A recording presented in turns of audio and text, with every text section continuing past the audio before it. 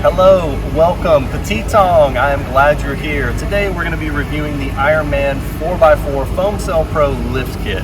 I installed this kit on the Land Cruiser here about 2 months ago, and I've had plenty of time to drive it on all different types of terrain, and I'm here to say I really like the Ironman Lift Kit. And here's why. Pricing, build quality, curb appeal, performance, and the installation process. How does the Ironman kit stack up against other comparable kits out there on the market?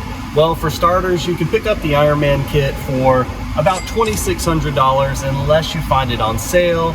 Then if you compare that to the Dobinson's kit, that comes in at $2,800, and it does not include the diff drop kit that you get with the Ironman. Now, the Dobinson's kit is an IMS monotube shock, so slightly different than the foam cell. If you look at the Old Man Emu kit, that comes in at $1,100, but also does not include the rear, upper, and lower linkages, and doesn't include the diff drop. If you include those, you're looking at $2,250.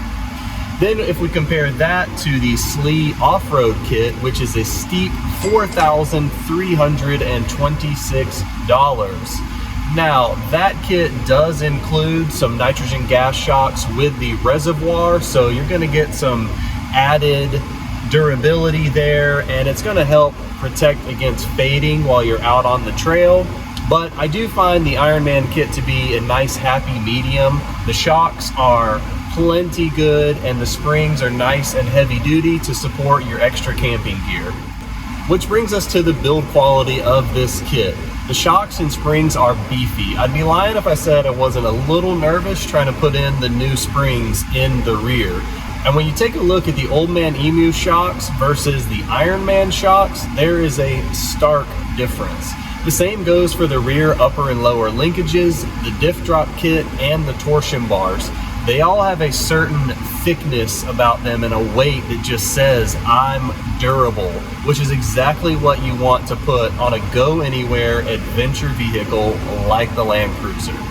But what does it look like? A stock Land Cruiser looks good to me, but it also is a little bit lacking. When you add the extra clearance, you get this more aggressive look. You accentuate the body lines, and you can really show off the offset of some oversized wheels and tires. And it really brings an overlanding vehicle together. When you're loaded up with all that gear, if you've got the suspension to back it up, it just makes your vehicle look that much better and gives it more capabilities to go anywhere. Which brings us to performance. Let's try to strike a balance between style and substance. The Land Cruiser looks good with this lift kit, but does it perform well? And the short answer is yes. So I have taken the Land Cruiser up to the mountains, done some trail riding. I've taken the kids to the mall, crawled through every pothole I could find on DeKalb Avenue, and even loaded up the dirt bike for some trail riding.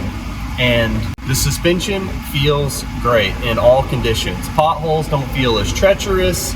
Going through trails up in the mountains feels natural and normal. These shocks held up through multiple different trails, some river crossings, a few obstacles. I'm not a hardcore rock crawler, but definitely hit an all-day trail riding, and there was no fading. And even with the extra clearance, I felt confident that I could take on some of those obstacles that were maybe a little bit out of reach before.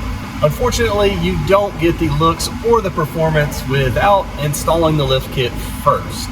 If you're a DIY type and you know your way around the garage, you won't have any trouble installing this lift kit.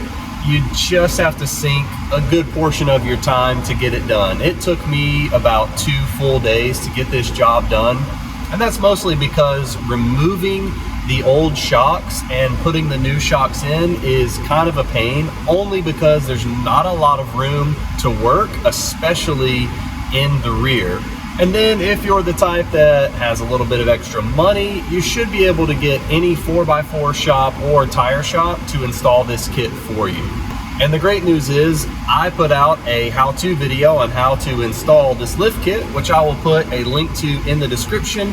And Ironman has also published their own in-depth how-to video for this lift kit. You can't go wrong with the Ironman kit. It's a great bang for your buck. It performs well and it makes your cruiser look really cool. So I appreciate everybody watching this video. If you liked this content, please hit that thumbs up button and subscribe to the channel, and I will catch you on the next one. Peace.